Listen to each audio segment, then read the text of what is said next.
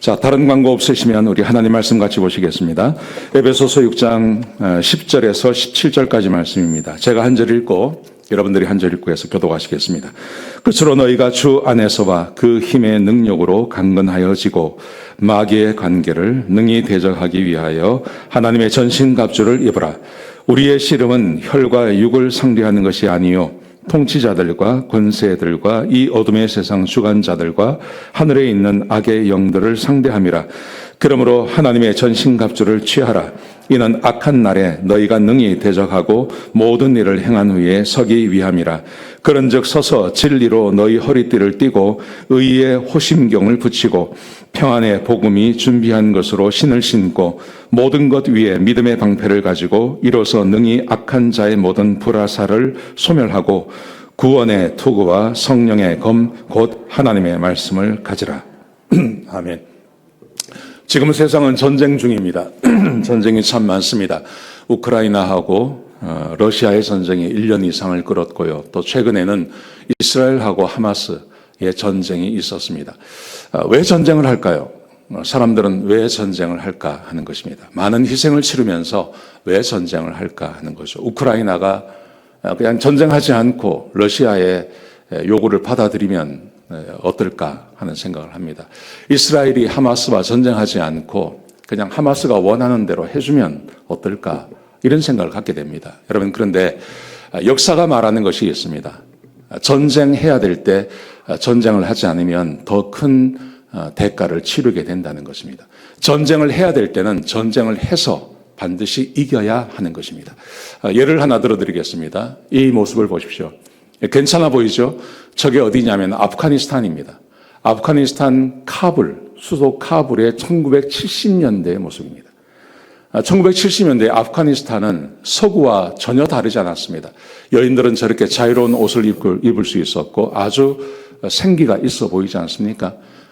지금 미국이나 아니면 유럽과 또 뭐 서울과 다를 것이 하나도 없는 것이 1970년대의 이 아프가니스탄의 카불이었습니다. 자, 그런데 탈레반에게 나라가 정복되고 맙니다.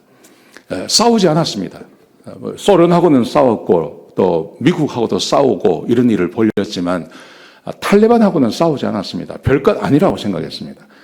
그런데 탈레반이 나라를 정복하고 말았죠. 또 미국이 또 싸워주었습니다. 20년 동안 탈레반과 미국이 싸웠는데 정작 아프가니스탄 국민들은 탈레반하고 싸우지 않았습니다. 그냥 같이 공존하며 지내기를 원했던 것입니다. 그래서 미국도 그냥 나와버리고 말았습니다. 그리고 지금은 탈레반이 아프가니스탄을 정복을 했습니다. 여러분, 어떤 모습인지 우리가 다 알고 있는 것처럼 저 밑에 보이는 저게 사람입니다. 여인들이 저렇게 히잡을 머리부터 발끝까지 다 뒤집어 쓰고 살아야 됩니다.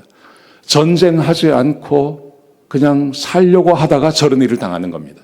여러분, 그래서 우리가 전쟁을 해야 될 때는 반드시 전쟁을 해야 하는 것입니다. 오늘 본문에 보시면 우리 하나님께서 우리에게 전쟁을 하라고 말씀하십니다. 자, 보세요. 끝으로 너희가 주 안에서와 그 힘의 능력으로 강건하여지고, 힘을 기르란 말이죠. 마귀의 관계를 능히 대적하기 위하여. 우리의 전쟁의 상대가 있는 겁니다. 마귀입니다. 마귀와 싸우기 위해서, 대적하기 위해서 하나님의 전신갑주를 입으라. 전신갑주라는 것은 요즘 말로 하면 중무장하라는 것입니다. 전쟁터에 나가는 군인들이 전쟁터를 위해서, 싸움을 위해서 중무장하듯이 그렇게 중무장하고 싸우라는 말이 바로 전신갑주를 입으라는 말입니다. 보시면 이게 우리가 잘 알고 있는 대로 하나님의 전신갑주를 말하죠. 진리로 너희의 허리띠를 띠고 허리띠를 하고 의의 호심경 방탄조끼를 입고 평안의 복음이 준비하는 신 전투화를 신고 믿음의 방패를 가지고 구원의 투구를 쓰고 성령의 검을 가지라. 이것을 한마디로 말하면 이런 모습입니다. 여러분, 우리가 이런 모습을 보니까요, 이게 뭔가 싶죠. 자, 그런데 보십시오. 오른쪽에 보시면 로마의 군인들입니다. 우리가 성경에 나오는 그대로, 에베소서 6장에 나오는 그대로 중무장한 것입니다. 무엇을 위해서 저렇게 하는 것입니까? 전쟁을 위해서요. 저거를 요즘 말로 옮겨 놓으면 지금 군인들이 총을 가지고 있고 투구를 쓰고 방탄조끼를 입고 전투화를 신고 있지 않습니까? 왜 저렇게 합니까? 전쟁하라는 말입니다. 전쟁을 위해서 저렇게 하고 있는 것입니다. 여러분, 그래서 오늘 저는 설교를 두 가지를 하려고 합니다. 첫 번째, 왜 싸워야 하느냐는 거죠. 왜 싸워야 하는지. 두 번째, 어떻게 전신갑주를 입을 수 있는지를 함께 나누기를 원합니다. 첫 번째, 왜 싸워야 합니까? 싸우는 이유는요, 피할 수 없는 전쟁이기 때문에 그렇습니다. 피할 수 있는 전쟁은 피하는 게 좋습니다. 그런데 피할 수 없는 전쟁이 있습니다. 근데 이 피할 수 없는 전쟁에서는 싸워야 됩니다. 싸우지 않고 피하다가는요, 반드시 노예가 되고 마는 것입니다. 이게 우리 혈액 안의 모습입니다. 혈액 안에 두 가지 중요한 것이 있다 그래요. 빨간색은 적혈구고 흰색은 백혈구입니다. 근데 이 백혈구가 하는 일이 있습니다. 백혈구는 뭐냐 하면 혈액의 1%밖에 안 된다 그래요. 근데 저게 무슨 일을 하냐 하면 외부에서 병원군이 들어오면 싸우는 거예요. 저 백혈구가 살아서 싸워줘야 사람이 건강을 유지할 수 있는 겁니다. 백혈구가 만약에 싸우지 않는다, 사람이 죽는 겁니다. 병원군이 들어와서 그 병원이 사람을 죽여버릴 때 이 백혈구가 아무 일도 하지 못하는 것이죠. 근데 이 백혈구가 싸울 때 사람은 건강하게 되는 것입니다. 이렇게 있는 거죠. 저 간호사가 막 칼을 들고 있는 게 저게 백혈구라 그래요. 병원군이 들어오면 싸워서 이기게 되는 것이죠. 우리 나라에도 군대가 있지 않습니까? 이 군대가 적이 쳐들어오면 싸워줘야, 그래야 우리 국민들이 평안하게 살 수 있는 겁니다. 마찬가지로 우리의 삶도 마찬가지입니다. 우리의 삶에서 싸우지 않고 만약에 굴복하고 했다가는요, 반드시 노예가 되고 마는 것입니다. 자, 오늘 본문에 보시면 우리의 싸움의 대상이 나옵니다. 우리의 씨름은 이라고 되어 있습니다. 여기 번역이 잘못됐어요. 씨름이 아니라 전쟁을 말합니다. 우리의 전쟁은 혈과 육을 상대하는 것이 아니요, 혈과 육이라는 것은 사람을 말하는 거죠. 우리의 싸움의 대상은 사람이 아니다, 이 말입니다. 통치자들과 권세들과 이 어둠의 세상 주관자들과 하늘에 있는 악의 영들을 상대함이라. 통치자, 정치인들을 말하는 것이 아닙니다. 세상을 통치하는 존재가 있습니다. 그게 악한 영입니다. 권세가 있습니다. 이 권세는 악한 영을 말하는 것입니다. 이 어둠의 세상 주관자들, 악한 영을 말하는 겁니다. 하늘에 있는 악의 영들을 상대함이라. 이 전부 다 똑같은 말인데 다르게 표현을 한 것입니다. 우리의 싸움의 대상은 악한 영, 마귀라는 거죠. 마귀가 우리를 공격해 온다는 겁니다. 그러므로 하나님의 전신갑주를 취하라. 하나님의 전신갑주를 입으라는 말은 싸우라는 말입니다. 이는 악한 날에 너희가 능히 대적하고, 악한 날, 지금 우리가 사는 이 세대를 말하는 것입니다. 내가 태어나서 구원받고 죽는 그 순간까지 이 세대를 악한 날이라고 이야기하는데, 능히 대적하고 우리가 살아가는 날 동안 항상 마귀와 싸워야 하는 것입니다. 모든 일을 행한 후에 이 땅의 삶을 다 마치고 그리고 서기 위함이라. 하나님 앞에 당당히 서서, 하나님, 내가 이 세상에 사는 동안 마귀와 싸우다가 왔습니다. 내가 승리하고 왔습니다. 이렇게 말할 수 있어야 된다는 거죠. 아멘이십니까? 사는 날 동안 마귀와 싸우고, 늘 마귀와 싸우고, 그리고 주님 앞에 섰을 때 하나님, 내가 잘 싸우다 왔습니다. 내가 승리하고 왔습니다. 이렇게 말할 수 있는 것, 이게 우리 그리스도인의 삶이라는 거죠. 근데 만약에 싸우지 않으면요, 악한 날에 우리가 대적하지 않고 마귀의 노예가 되는 것입니다. 그리고 주님 앞에 가게 될 것입니다. 구원받았기 때문에 가서 할 말이 없는 거예요. 뭐 하다 왔니? 예, 노예 생활 하다 왔습니다. 이럴 수 없지 않습니까? 그래서 우리에게 싸우라고 말씀하고 계시는 것입니다. 자, 마귀가 우리에게 어떤 공격을 해올까요? 성경은 이렇게 말합니다. 허물과 죄로 죽었던 너희를 살리셨도다. 우리는 생명이 떨어지면 죽었다고 하고 생명이 붙어 있으면 살았다고 생각합니다. 그런데 성경은 그렇게 말하지 않습니다. 생명이 붙어 있다 하더라도 하나님을 알지 못하면 죽은 겁니다. 마귀에게 붙잡혀 있으면 죽은 것입니다. 그런데 이런 우리 하나님께서 우리를 살려주셨습니다. 하나님의 백성이 되게 해주셨습니다. 자, 그런데 예수 믿기 전에 우리가 어떤 상태였냐면요, 이렇게 말합니다. 2절을 보십시오. 그때 너희는 그 가운데서 행하여 이 세상 풍조를 따르고 공중의 권세 잡은 자를 따랐으니 곧 지금 불순종의 아들들 가운데 역사하는 영이라. 악한 마귀가 이 세상에서 활개치며 이 세상의 풍조를 이끌어가고 그리고 많은 사람들의 마음을 붙잡고 있다는 것입니다. 이게 뭘까요? 보십시오. 전에 우리도 다 그 가운데서 우리 육체의 욕심을 따라 지내며 마음과 육체와 마음에 원하는 것을 하여 다른 이들과 같이 본질상 진노의 자녀였다. 하나님께서 분노하시는 사람이 있습니다. 하나님의 분노의 대상이 있습니다. 어떤 것입니까? 육체의 욕심, 사람의 마음에서 우러나는 대로 사는 것을 말하는 것입니다. 육체와 마음이 원하는 것을 마음껏 하고 사는 것을 말합니다. 지금 우리 세상이 이렇게 살라고 말하지 않습니까? 그러면 육체의 욕심, 육체와 마음에서 우러나는 것들은 어떤 것들일까요? 성경은 이렇게 말합니다. 갈라디아서 5장 19절에 보시면 육체의 일은 분명하니 곧 음행과 더러운 것과 호색과 우상 숭배와 주술과 원수 맺는 것과 분쟁과 시기와 분냄과 당짓는 것과 분열함과 이단과 투기와 술 취함과 방탕함과 또 그와 같은 것들이다. 다 나열할 수 없기 때문에 이런 종류의 죄악이 사람의 마음에서 그냥 나온다는 겁니다. 여러분, 이것을 그냥 사람의 마음에서 나온다고 생각하지 마십시오. 우리 안에 있는 마귀가 세상 사람들의 마음을 붙잡고 있는 그 마귀에게서 근원이 있고 그 마귀에게서 이런 것들이 흘러나온다고 말씀하십니다. 하나님의 나라를 유업으로 받을 수 없느니라. 이런 일을 행하는 사람들 천국 가지 못한다, 이렇게 말씀하시는 거예요. 다른 성경에 보시면 이렇게 되어 있습니다. 그러므로 내가 이것을 말하며 주 안에서 증언하노니 이제부터 너희가 이방인이 그 마음에 허망한 것으로 행한 같이 행하지 말라. 그들의 총명이 어두워지고 그들 가운데 있는 무지함과 그들의 마음이 굳어짐으로 말미암아 하나님의 생명에서 떠나 있도다. 그들이 감각 없는 자가 되어 자신을 방탕함에 반임하여 모든 더러운 것을 욕심으로 행한다. 모든 더러운 것을 욕심으로 행하는, 사람의 마음 가운데 악한 마귀가 들어와서 사람들이 이렇게 살도록 만든다는 것입니다. 이번에 제가요, 한국 가서 저희 어머니를 5년 만에 만났습니다. 5년 만에 만났는데 저희 어머니가 팬데믹 기간 동안에 좀 다치셨어요. 허리를 다치셨어요.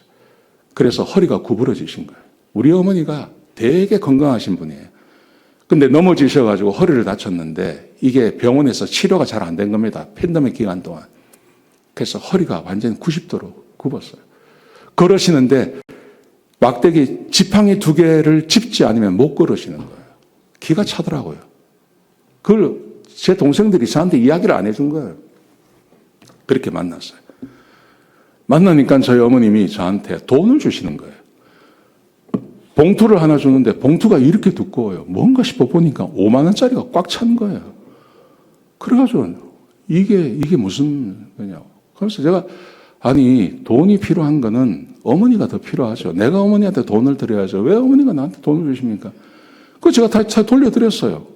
다시 가방에 넣어드리니까요. 우리 어머니가 그렇게 하면 한 번 더 권하면 얼마나 좋습니까? 근데 안 권해요. 알았다 이러고 그냥 받으시는 거예요. 그러면 근데 내가 후회하진 않습니다. 제가 다 맞죠, 그게. 저는 돈을 버는 사람이고 우리 어머니 돈을 벌지 않는데 돈이 더 필요한 거예요. 근데요, 한국은요, 돈이 진짜 많이 필요하더라고요. 택시를 타면 무조건 10,000원이에요. 돈이 어디 가든지 돈이 다 필요한 거예요. 그러면서 계속 생각이 나는 거예요. 그거 받을 걸 안 받았다. 그거 받을 걸. 그거 받았으면, 좋은데. 계속 생각이 나는 거예요. 사람이 이렇게 간사한 거예요. 사람 마음이 모든 더러운 것을 욕심으로 행하되. 돈 돌려드리는 게 맞지 않습니까? 젊은 내가 무슨 돈을 받습니까? 어머니한테 돈이 더 필요한 거죠. 맞죠, 그게.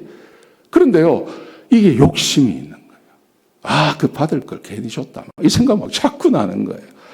여러분, 이거는 저는 그냥 여기서 끝났지만 세상은 그렇지 않습니다. 돈에 대한 욕심들이, 이런 더러운 욕심들이 사람 마음 가운데 있는 것들이 얼마나 사람을 파괴하는지 모릅니다. 제가 한국에 있을 때 이 사건이 아주 큰 사건이었습니다. 전총조라고 하는 사기꾼이 있어요. 저 오른쪽에 있는 사람입니다. 저 사람이 남현이라고 하는 여자를 꼬신 거예요. 저 여자가요, 펜싱 금메달 리스트래요. 한국에. 42살이에요. 전청조라고 하는 저 사람은 27살이에요. 이 27살짜리가 남현이를 꼬신 거예요. 어떻게 꼬셨냐 하면 자기가 뭐 50조 부자의 그 재벌 3세라고 자기를 꼬신 거예요. 그래가지고 막 벤틀리 차도 막 주고 아파트도 막 이렇게 엄청 좋은 아파트에 살게 하고 이러니까요. 저 남현이라는 여자는 자기 부인, 자기 남편도 있고 애도 있는데 이혼하고 저 남자하고 같이 산 거예요. 근데 알고 보니까 저 전청조라는 사람이 27살짜리인데 여자예요, 여자. 남자가 아니고 여자인 거예요. 그러니까 전청조라는 사람이 여잔데 남자인 척하고 뭐 하여튼 그래가지고 나는 하도 복잡해가지고 저게 뭔지 잘 모르는데 하여튼 그래가지고 남현이가 쏘갔는데 뭐에 쏘았냐면 돈에 쏘은 거예요. 이 사람하고 결혼하면 내 인생이 완전히 바뀌겠다. 이 생각한 거죠. 미쳤죠, 완전히. 자기 남편 버려버리고 애까지 버려버리고 그리고 완전히 인생 망한 거죠. 사람의 욕심이 그런 거예요. 뭐 내가 저렇게 꼬시면 내가 안 넘어갈 방법이 있겠습니까? 우리 어머니 돈 조금 준 거 그거 내가 준 거 아까워 죽겠다 이 생각하는데 내가 그 생각하는데 말입니다. 저런 일이 나한테 딱 벌어지면 내한테 저걸 이긴다고 하는 보장이 어디 있겠습니까? 사람의 마음 가운데 가지고 있는 근본적인 죄악이 있는 거예요. 이게 마귀가 역사하는 거란 거예요. 마귀가. 이건 그래도 별거 아닙니다. 이거보다 더 큰 게 있습니다. 지금 하마스하고 이스라엘하고 전쟁하지 않습니까? 하마스가 일으키지 않았습니까? 근데 저 하마스의 정치도자 하니에라는 사람이 있는데 저 사람은 지금 어디 있냐 하면 가자에 있는 게 아니에요. 카타르의 5성급 호텔에 있는 거예요. 지는 거기 가 있는 거예요. 그리고 전쟁을 일으키는 거예요. 전쟁을 일으키는 이유가 뭐냐면 전쟁을 일으켜서 가자의 사람들이 죽는다고 하면 중동이나 유럽에서 돈을 주는 거예요. 그 돈 가지고 지는 카타르에 가가지고 거기서 호화생활 하면서 사람들이 죽게 만드는 겁니다. 돈 욕심입니다, 적어도. 더러운 돈 욕심인 거예요. 사람이 이렇게 사는 거예요. 여러분, 이게 그냥 어떻게 저럴 수가 있나? 악한 마귀가 우리 마음 가운데서 역사하는 거예요. 우리에게 싸우라고 한 이유는요, 저것 때문에 그런 거예요. 이게 규모가 작아서 그렇죠. 규모가 작은 사람, 규모가 중급인 사람, 규모가 이건 엄청나게 큰 겁니다. 수억 달러, 수십억 달러의 돈을 가지고 생명을 수만 명을 죽이는 일을 지금 하고 있는 겁니다. 마귀가 우리 가운데서 역사하고 있는 거예요. 그래서 우리에게 싸우라고 이야기하는 거예요. 싸우라고. 여러분, 우리의 싸움을 보십시오. 우리는 그가 만드신 바라 그리스도 예수 안에서 선한 일을 위하여 지으심을 받은 자니. 우리 하나님께서 우리를 구원하실 때 선한 일을 위해서 우리를 구원하셨다는 겁니다. 왜 그러셨을까요? 사람이 구원받지 않으면 선한 일을 할 수가 없는 겁니다. 막 겉으로 포장은 엄청 멋있게 하지만 결국은 사람은 가만히 보면 자기 유익을 위해서 모든 것을 다 결정하는 것입니다.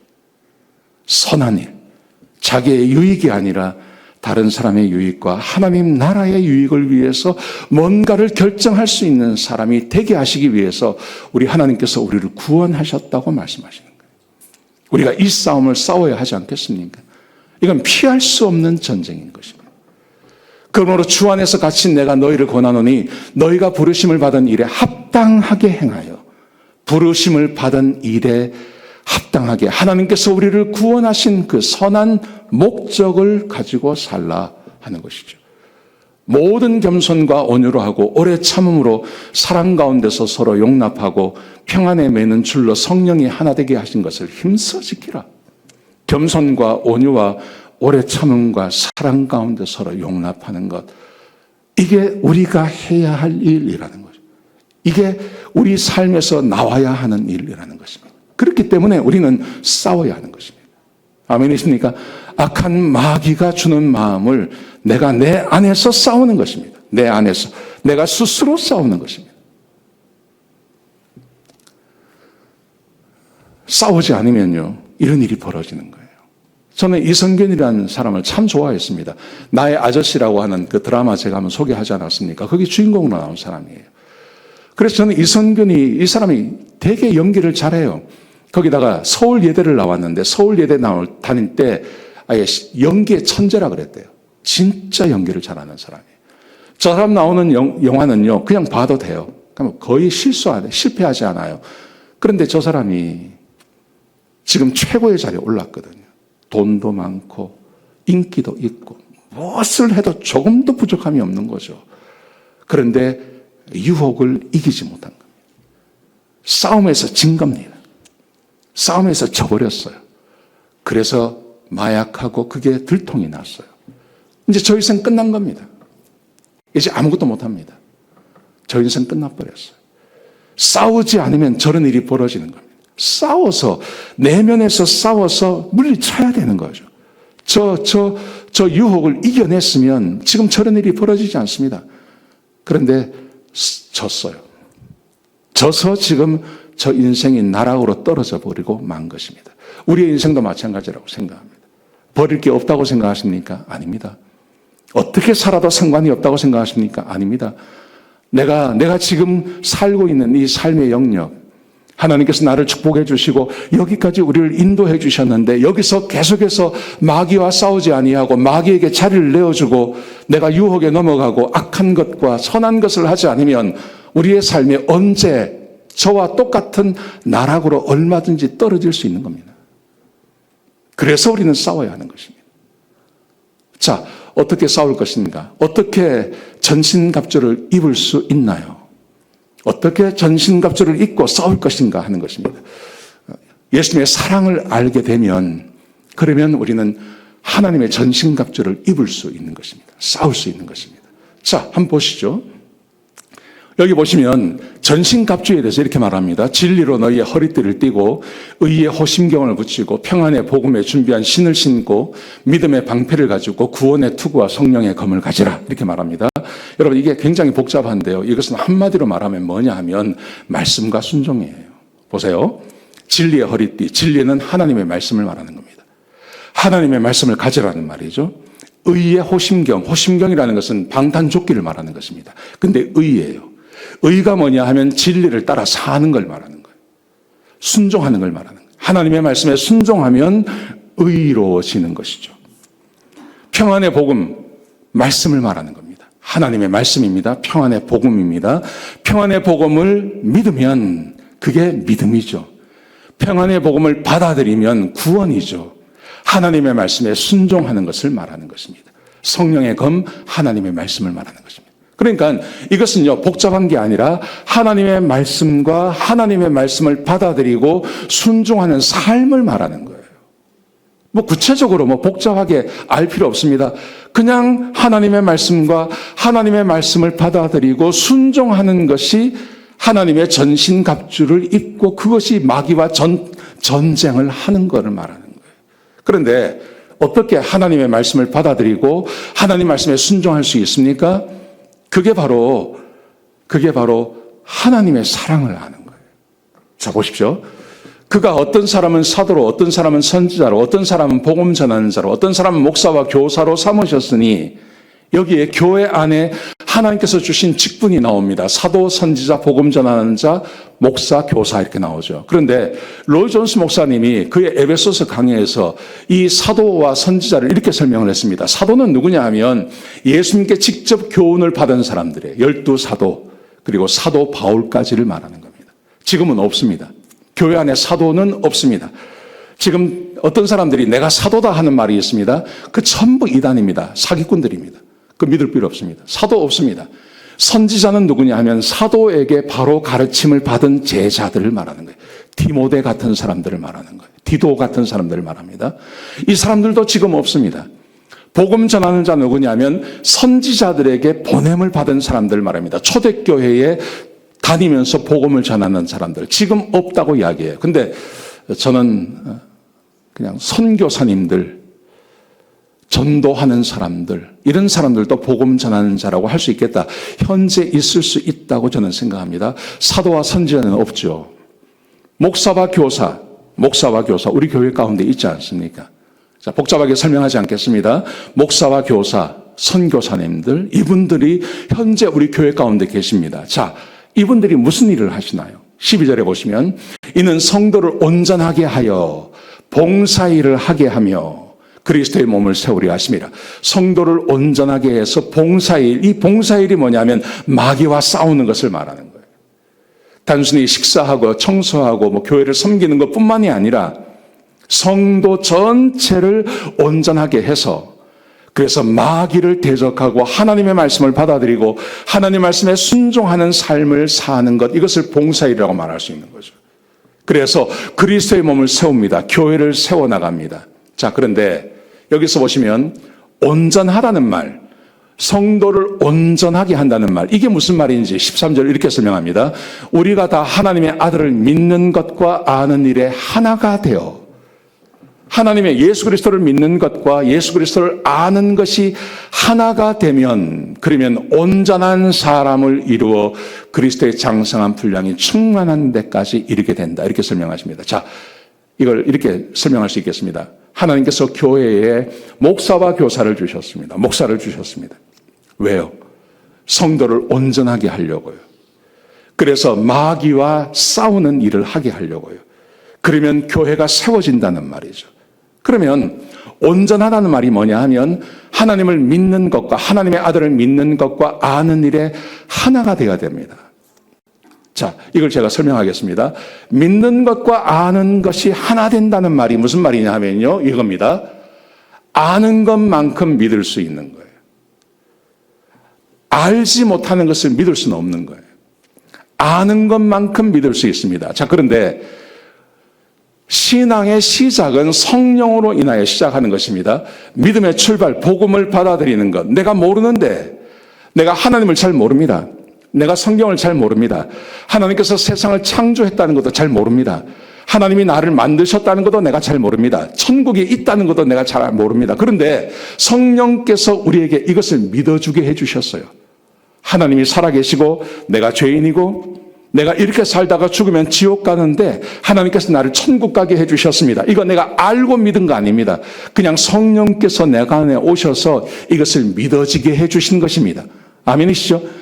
자, 신앙의 출발은 그렇습니다. 그런데 신앙의 출발이 그러하다고 해서 모든 것을 성령님이 우리에게 자동으로 알게 해주시는 것은 아닙니다. 그때부터 내가 성령님의 사역이 있는데 그 성령님의 사역은 내가 그리스도를 알게 하시는 것입니다.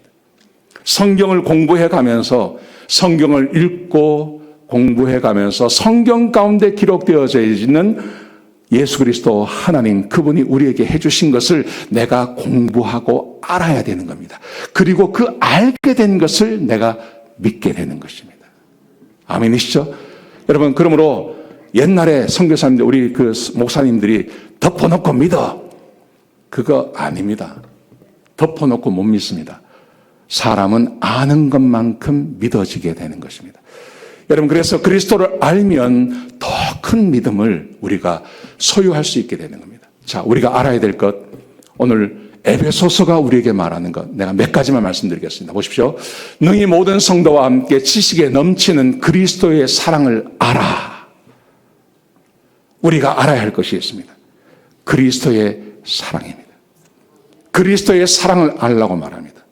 얼마나 깊이요. 19절 보십시오. 그 너비와 길이와 높이와 깊이가 어떠함을 깨달아야 된다. 이것은 성경을 연구하고 성경을 통해서 내가 알 수 있는 거예요. 이거는 내가 성경을 열지 않으면 절대 모르는 겁니다. 예수님이 살아계시다는 것, 예수님께서 내 구주가 되신다는 것은 내가 알 수 있어요. 성령께서 오셔서 그냥 내게 그것을 깨닫게 해주세요. 그런데 하나님의 사랑, 그리스도의 사랑의 너비와 길이와 높이와 깊이는 성경을 보지 아니하면 절대 모르는 거예요. 알 수 있는 게 아니에요. 이걸 알아야 됩니다. 보십시오. 우리 주 예수 그리스도의 하나님 영광의 아버지께서 계시와 지혜와 계시의 영을 우리에게 주사 하나님을 알게 하시고, 하나님을 알라고 말하죠. 지혜와 계시의 영, 성령을 통해서 알아야 할 하나님이 있는 거예요. 어떤 것입니까? 18절에 보시면 그의 부르심의 소망, 왜 하나님께서 나를 부르셨는지, 그 기업의 영광의 풍성함, 예수 그리스도를 믿었을 때 하나님께서 우리에게 유산으로 주시는 것이 얼마나 방대한지, 우리가 갈 천국이 얼마나 위대한지 이거 알아야 된다는 거예요. 능력의 지극히 크심이 어떠한 것을 지금 하나님께서 우리에게 부어주시는 그 하나님의 능력이 얼마나 큰 것인지, 우리가 가지고 있는 능력이 얼마나 큰 것인지를 알라고 말씀하시는 거예요. 아니세요? 이거 알아야 된다. 이거 모르면 안 된다는 거죠. 어떤 것인지 에베소서가 우리에게 말하는 것 한 가지만 말씀드리겠습니다. 보십시오. 찬송하리로다. 하나님 곧 우리 주 예수 그리스도의 아버지께서 그리스도 안에서 하늘에 속한 모든 신령한 복을 우리에게 주시되 하나님의 사랑의 길이와 넓이와 깊이와 높이가 얼마나 큰 것이냐 하면 하늘에 속한 모든 신령한 복을 우리에게 주셨어요. 하늘에 속한 복을 주셨어요. 이 복이 뭘까요? 이렇게 되어 있습니다. 곧 창세전에 그리스도 안에서 우리를 택하사 우리로 사랑 안에서 그 앞에 거룩하고 흠이 없게 하시려고 그 기쁘신 뜻대로 우리를 예정하사 예수 그리스도로 말미암아 자기의 아들들이 되게 하셨으니. 여러분, 이 말씀만 제대로 알아도 인생이 바뀌는 거 아니겠습니까? 여러분, 세상 사람들은 내가 어디서 왔는지 모릅니다. 그러니까 자꾸 무슨 원숭이가 발전해서 내가 됐다. 이렇게 이야기를 하는 거예요. 우리 조상이 원숭이에요. 여러분, 원숭이 살펴보셨습니까? 진짜 대책 없습니다. 정말 더럽기가 한량 없고요. 그게 내 조상이라는 겁니다. 아메바가 내 조상이래요. 어쩌다 세상에 던져진 존재래요. 근데 성경은 우리에게 하나님의 사랑을 이야기하는데 우리에게 알게 해주신 것, 창세전에 이 세상이 만들어지기 전에 하나님께서 우리를 택하셨어요. 내가 하나님을 우연히 믿게 된 게 아니라 이 세상이 만들어지기 전에 하나님께서 나를 택하시고 내가 누군지 알았다는 말이에요.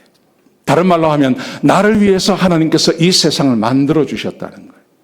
나를 위해서 하나님께서 지금 이 리버사이드를 만드시고 이 교회를 만드시고 내가 여기 와서 예배 드릴 걸 아시고 하나님께서 이 모든 것을 준비해 주셨다는 것입니다. 믿으십니까?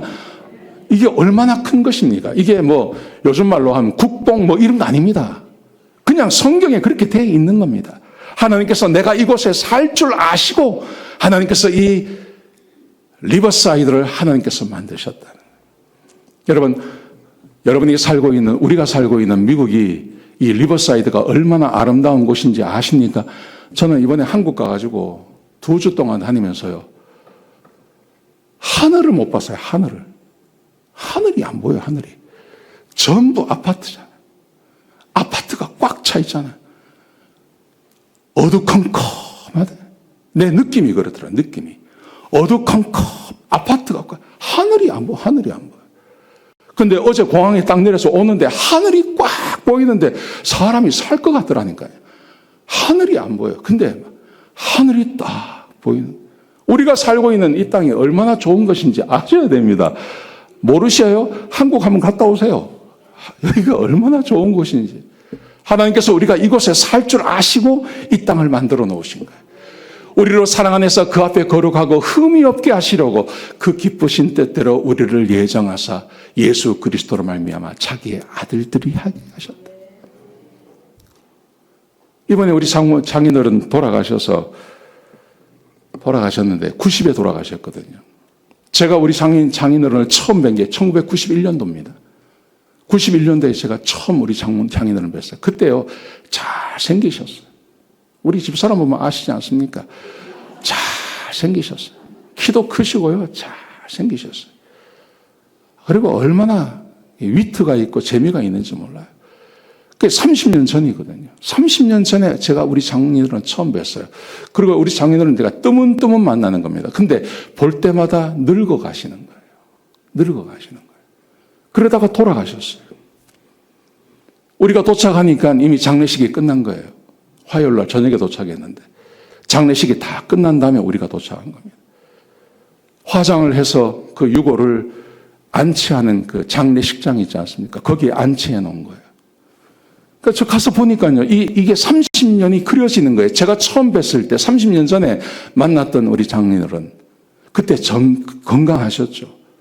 근데 점점 연세가 드시면서 노쇠해지시다가 돌아가셔서 이제는 한 줌의 유골이 되어서 항아리 안에 들어가 계신 거예요. 이게요, 땅에 묻히는 그 묘지를 보는 거하고 그 항아리를 보는 거하고 또 느낌이 다르더라고요. 여기 계신다고 생각하니까 이게 얼마나 허망합니까, 사람이. 그렇게 건강하시고 그렇게 잘생기시고 등치도 키도 크시거든요. 그런데 그게 한 줌의 장이 되어서 요만한 게이지에 딱 들어가 있는 거예요. 이게 인생이 얼마나 허무한 거예요. 우리 아버님은요, 60이 되시기 전에 돌아가셨어요. 5년 동안 파킨슨병 앓다가 58세에 저희 아버님이 돌아가셨어요. 근데 말입니다, 저희 장인은 90에 돌아가신 거예요. 생각을 해보면 58세에 돌아가신 거하고 90세에 돌아가신 거하고 30년 차이가 나지 않습니까? 그러니까 90에 돌아간 게 더 좋다고 생각할 수 있죠. 여러분, 그런데 제가 생각을 해보니까요, 58세에 돌아가시나 90에 돌아가시나 인생이 허무하기는 똑같은 거예요. 똑같은 거예요. 저희 어머님 집에 가 있는데 우리 어머님하고 우리 아버님 친구셨던 교인이 전화를 하셨는데 마침 그때 그분이 돌아가신 거예요. 지금 돌아가셨다고 전화가 오는 거예요. 그 집사님이 돌아가신 거예요. 그 집사님도 90이 넘으셔서 돌아가신 거예요. 지금 생각해 보니까요, 저희 아버님이 20년 전에 돌아가신 거나 지금 돌아가신 거나 그게 무슨 차이가 있냐는 거예요. 60에 죽거나 90에 죽거나 사람이 죽는 건 마찬가지인데 허무하게 마찬가지인 겁니다. 그렇게 오래 사나 짧게 사나 지나가는 건 똑같은 건데 죽고 끝나는 건 똑같은 겁니다. 그거 더 산다고 더 복될 게 뭐가 있겠습니까? 저는 허무한 느낌이 드는 거예요. 그래서 솔로몬이 뭐라고 말하냐면, 전도서에 보시면 그렇게 사는 것보다는 차라리 낙태된 자가 복되다. 낙태된 자보다는 태어나지 않는 게 낫다고 이야기합니다. 인생이 이렇게 허무한 거예요. 자, 그런데 보십시오. 그렇게 허무하지만 우리가 한 가지 아는 것이 있지 않습니까? 우리 하나님께서 우리를 창세전에 택하셔서 하나님의 아들, 딸이 되게 해주셨습니다. 우리가 어디서 왔는지 아는 겁니다. 하나님으로부터 온 거 아닙니까? 창세전에 우리를 택하셨으니까 우리는 하나님께로부터 왔습니다. 그리고 사람이 죽으면 우리는 어디로 가는지를 아는 겁니다. 하나님께로 돌아가는 겁니다. 왜냐하면 하나님의 아들, 딸이기 때문에 내 아버지가 계신 그 아버지가 계신 곳으로 돌아가는 겁니다. 그죠? 그러니까 인생은 허무하지 않은 거예요. 그냥 이 땅의 삶을 봐서는 굉장히 허무한 것처럼 보이는데 60에 죽거나 90에 죽거나 사람이 왔다 가는 건 마찬가지인데, 그런데 길게 보면 우리 하나님 아버지 집에 가 계신 거예요. 저희 장모님하고 같이 안치해 놓은 곳에 갔어요. 우리 장모님이 막 가슴이 무너지시는 거죠. 그때 제가 생각나는 성경 구절이 있는 거죠.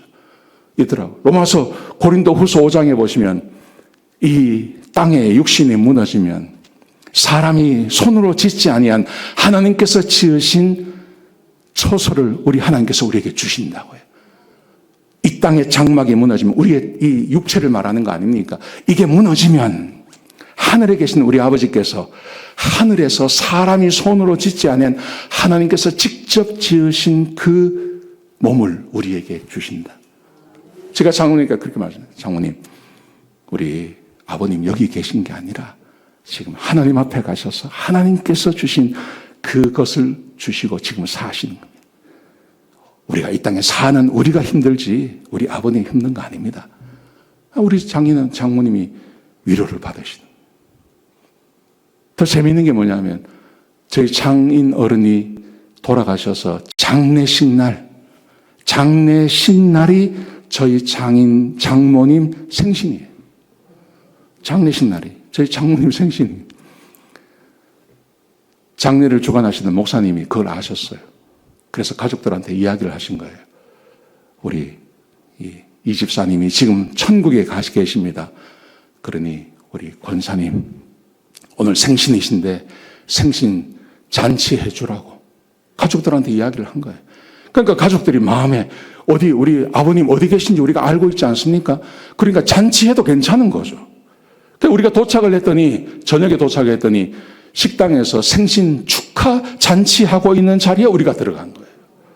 우리 장모님이 좋아하시는. 그게 만약에 천국의 소망이 없고 우리가 하나님을 모르는 사람 같으면 뭐라고 하겠습니까? 재수 없다고 말하지 않겠습니까? 자기 남편 잡아먹은 부인이라고 그렇게 말할 수도 있는 겁니다. 세상 사람들은 얼마든지 그렇게 말할 수 있는 겁니다. 그런데 우리가 하나님께 받은 은혜가 있는 거예요. 우리 하나님께서 우리가 어디서 와서 어디로 가는지를 다 말씀해 주셨기 때문에 우리가 그것을 믿지 않습니까? 그러니 우리는 하나님의 자녀가 되었고 이 큰 은혜를 우리가 이미 받은 거예요. 여러분 어떻게 살아야 되겠습니까? 이 짧은 인생 무엇을 하며 어떻게 살 것인가? 마귀의 포로가 되어서 마귀가 시키는 대로 육체의 욕정이 올라오는 대로 마음이 시키는 대로 그렇게 인생을 허비하며 사시겠습니까? 아니면 그 마귀와 싸워서 마귀를 이기고 마귀의 괴계를 물리치며 하나님의 자녀답게 그렇게 착하고 선한 삶을 살며 우리의 인생을 살아가야 되겠습니까? 얼마든지 우리가 생각할 수 있는 거죠. 제가 바라기는 우리 성도님들 한 분도 마귀의 포로가 되지 아니하시고 마귀를 이기시는 하나님의 자녀답게 사시는 전쟁을 치르시는 그런 성도님들이 다 되시길 주의 이름으로 축복합니다. 아멘.